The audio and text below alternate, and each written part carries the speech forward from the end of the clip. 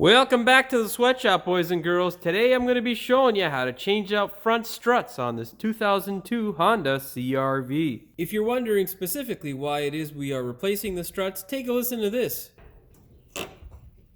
I'm hoping that you guys heard that irking sound when the vehicle came down. That's essentially because this strut mount here is bad.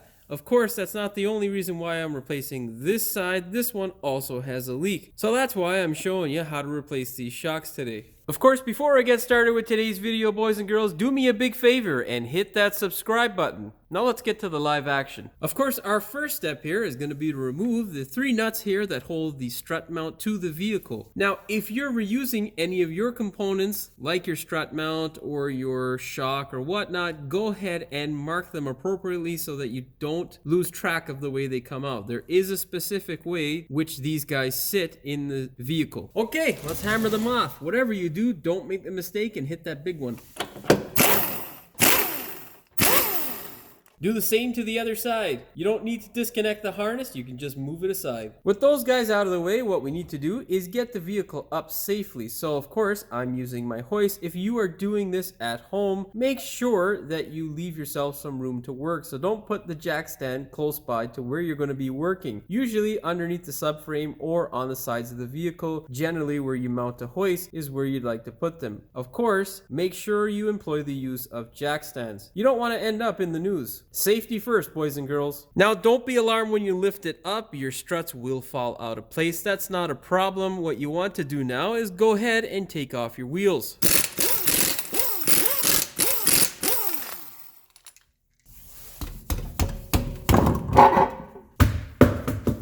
Now, a good rule of thumb whenever doing shocks is to remove all the small stuff first. Get rid of any cabling or hoses that may be attached to the shock, so that way you don't forget them when you're pulling the shock out and accidentally damage or chafe one of these things. You'd be surprised, that stuff sort of happens a lot to a lot of technicians, which is usually a tearful situation for the technician that's happened to, and funny and I told you so sort of moment for the other people around. Anyhow, boys and girls, what you're going to need to do this is a 10 mil for this guy here and a 12 millimeter for this guy here. With the 10 millimeter, go slowly. You don't want to break it.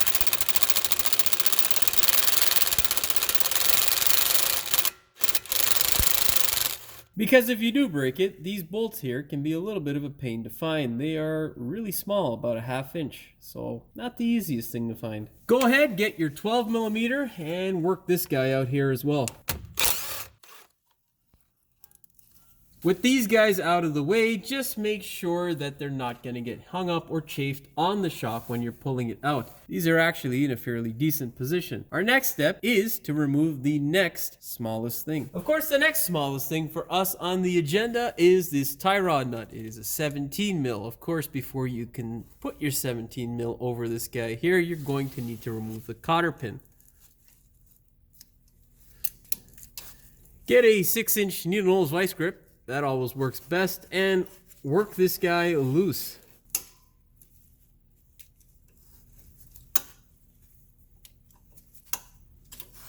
Now you can reuse these, but it's best to just get a new one because you'll probably get tetanus from this thing with the amount of rust that's on it. If you live in the Rust Belt, you'll know exactly what I mean. Now we can hammer this guy off with our impact gun and then literally get a hammer and smash this guy off. You can smash it off or use a tie rod and removal tool. Those work really well and they put a lot less impact on your joint. Get your 17 mil on there and hammer it off.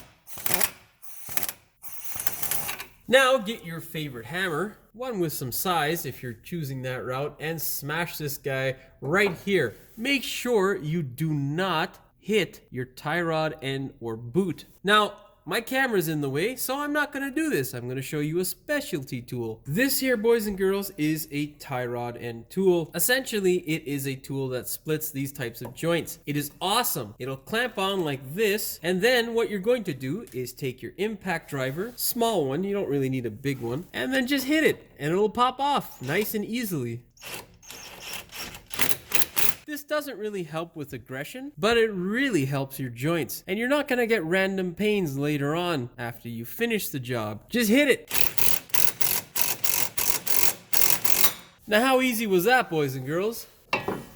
Get that guy out of the way, and now we can move to the big stuff. Now the time has come for us to remove these bolts here. What you're going to do is not impact the 19mm end. This is the bolt head. What you're going to do is hit this end of the fastener, the nut side. That, my friends, is a 22mm socket that you will need to squeeze onto that nut and smash off. Now what's going to happen when you smash those two bolts out and take them out of the actual shock is that it's going to come loose, of course. But what happens is that your spindle, your complete brake assembly with all of its weight will want to come forward toward you. That, my friends, will put pressure on your CV axle boot. It can also potentially pull your CV shaft out of the socket. And let me tell you, boys and girls, sometimes they go back in relatively easy, and sometimes they make you want to drive your car off of a cliff. So do yourself a favor. Either employ the use of a friend or find a way to push the spindle, this complete assembly over here, toward the car. That way you're not yanking on your CV shaft and putting any pressure. Now what I usually do is get a stand and just put a little bit of pressure on this assembly here. What you want to do is make sure that your CV shaft is in place and it's not being yanked out by the weight of your spindle. So what I generally do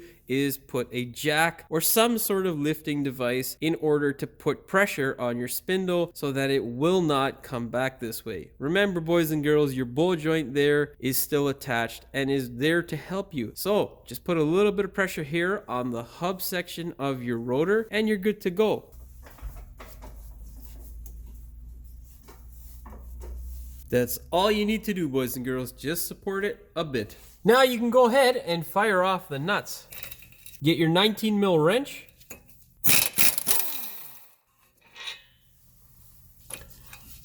Now be a bit careful with this guy here. The reason why is because everything likes to get really slack when you hammer this bolt off.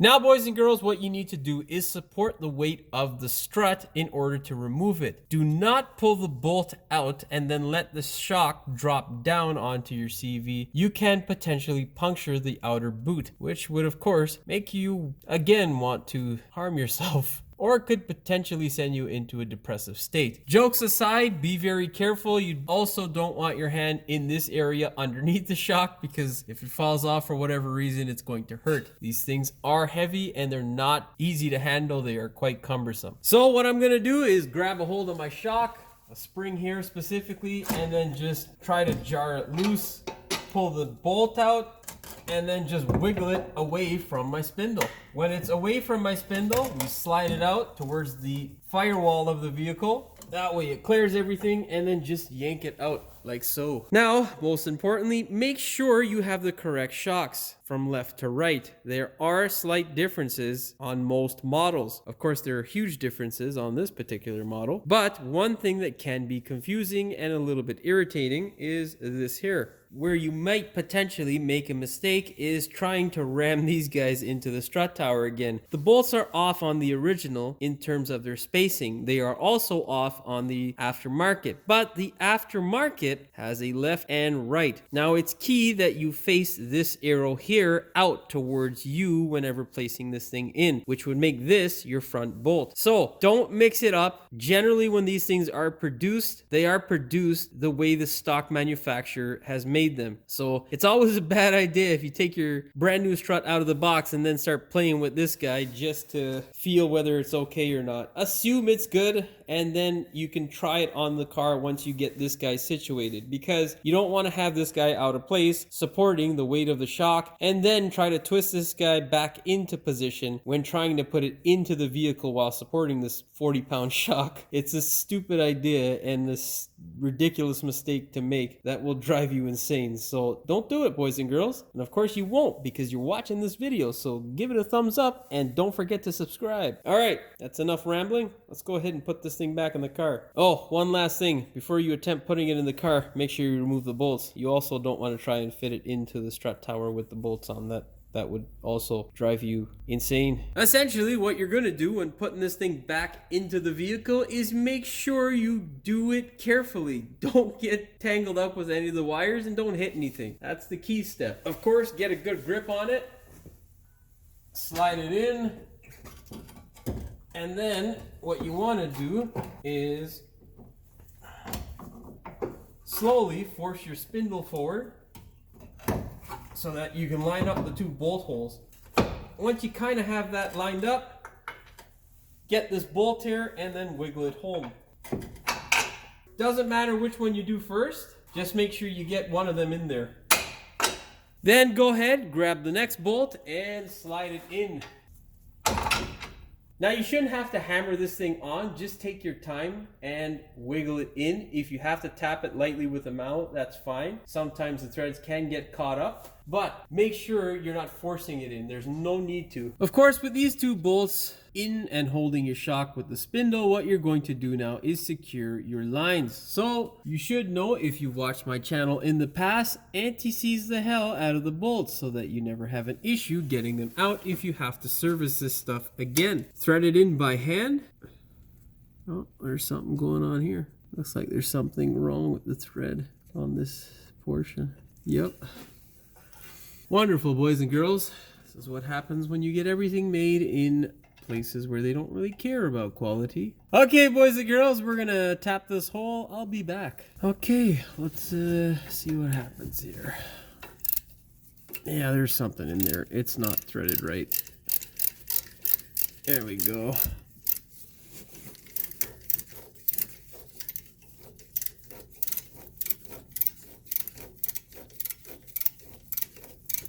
Yeah, there you go. There's something on the end of the tap. Okay, with that out of the way, let's remove this and get back to finishing this job.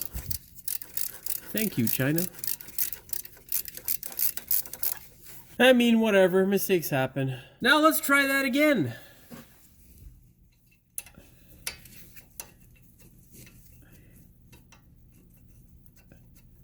Ah, ha, ha, ha. Much better. Much better. And grab this 10mm here and shove it in the hole. Now with this guy here, just keep in mind there is a little tab here on the top of the bracket that you want to line up with a recess in the actual shock. Is this one the same one?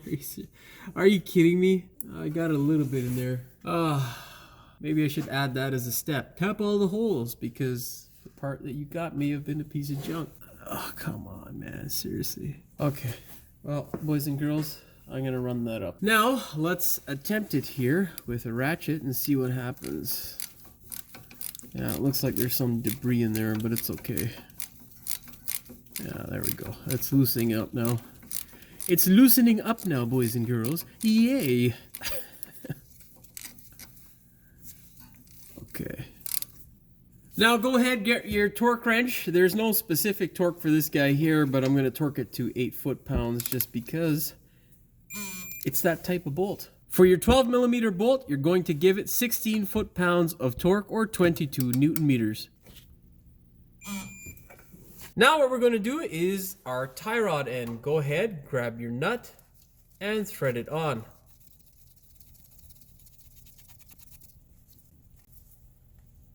Set your torque wrench to 35 foot-pounds or 47 Newton meters.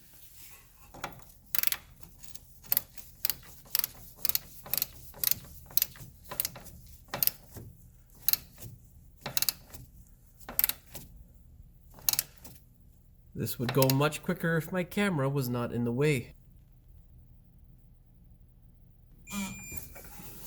Okay, now go ahead and put in a brand new cotter pin.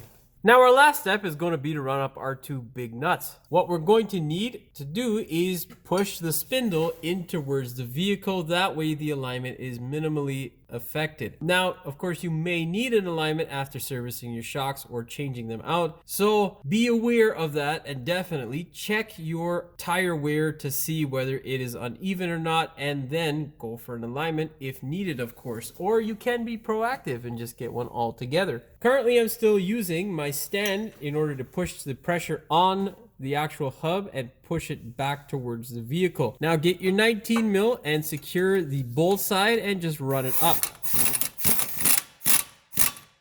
You're just trying to give it a few blips. You're not trying to torque it. You just want to tighten it up so that you know it's holding. Now get your really big torque wrench if you have one, preferably 1/2 inch, and then set it to 116 foot-pounds or 157 newton meters. Also, for the bottom bolt, employ the use of an extension. Get your 19mm wrench on there in case the bolt wants to turn, and then start cranking.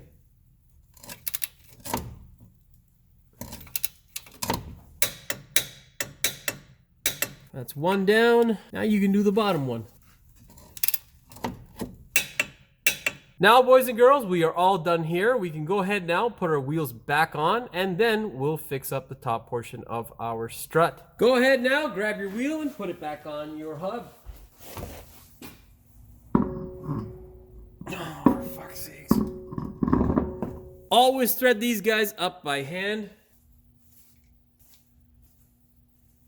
Go ahead, get an impact driver or your air gun, whatever, and push the wheel back into the hub and then fire the nuts on.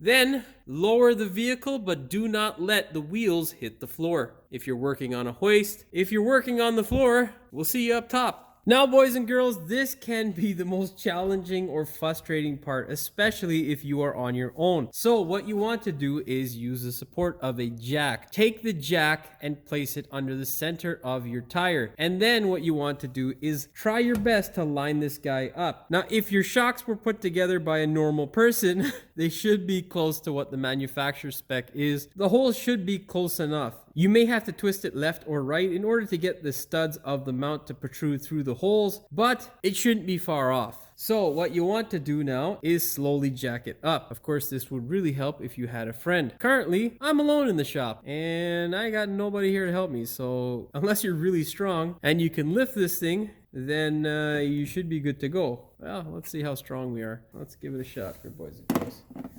I'm getting old though, eh, boys and girls? So, don't judge me. Yeah, no.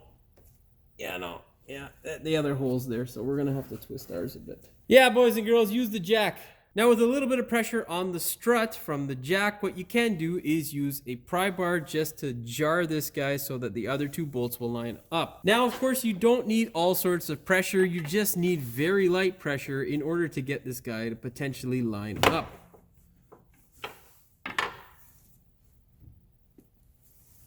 Let's give it a little shot more, jack. There we go. There we go. And there we go. Once you get it lined up, of course, just pump the jack up. With your bolts protruding, go ahead, grab your new nuts and spin them on by hand. Make sure you have all 3 studs protruding. Do not use your impact driver or any ratchet to pull the nuts up. You can bend the hell out of your strut mount, which will make your life a living hell. Now, with all 3 nuts in place, you can use an impact driver, a small one with very little power, to run those nuts up. If you bought the aftermarket Monroe stuff, chances are they came with a 15mm nut.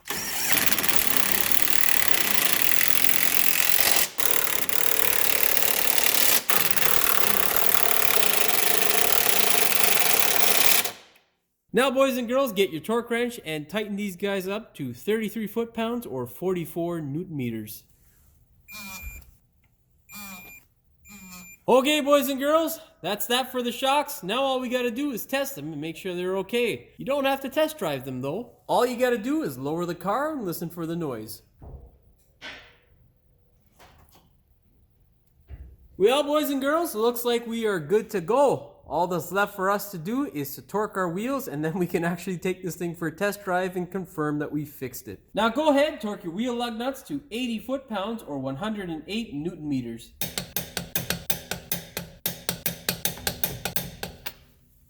That's a thumbs up, boys and girls. Well, boys and girls, that's all she wrote for this one. I hope you enjoyed the video. If you did, please like, share, and subscribe. Don't forget to hit the notification bell so you never miss one of my new videos. And as always, thanks for watching. We will see you in the next one. Of course, our first step is going to be to go ahead and remove these 14mm nuts, the 3 of them that hold the strut tower to the vehicle. What the fuck am I saying, man? Mess around with the shock bolts. I don't know what the fuck I'm saying, man. I'm not in this I'm not in the fucking mood. Because if you do break it... So what we're gonna need to do is, of course, loosen out this guy here. Or I don't know what the fuck I just said. If you lift him, of course the camera's in the way, for fuck's sakes. That way that it by no means... Oh, fucking ear holes hit the camera. You can puncture. Great, this is a brand new product. For fuck's sakes. For your 12 mil, you're gonna give it 12 foot-pounds. Oh wait, nope. That's the size of the bolt, Jimmy. Set your torque wrench to 35 foot-pounds, or what the fuck's it called again? Was it 35 foot-pounds and 47 newton meters, right? Oh, I got you. Damn it. Now let's go ahead and tackle our tie rod, and what you're going to do is simply thread the bolt on. I made it look really handicapped there. I made it look extremely hard there. Okay, let's try that again. This fucking thing not torquing, man.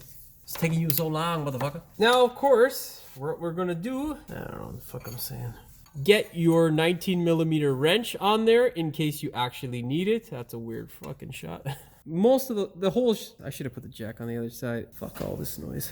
Of course the fucking camera's in the way, son of a bitch. Now, boys and girls, get your torque wrench and fire these guys home at 33 foot-pounds or 44 newton meters. Fire them home, what? Now go ahead, torque your wheel lug nuts to 108, fuck man, cocksucker. Well, boys and girls, that's all she wrote for this video. If you liked it, of course, please like, share, and subscribe. Don't forget to hit the notification bell so you never miss one of my new videos. And as always, thanks for watching. We will see you in the next one. Thanks, boys. So make sure you guys give it a thumbs up and don't forget to subscribe.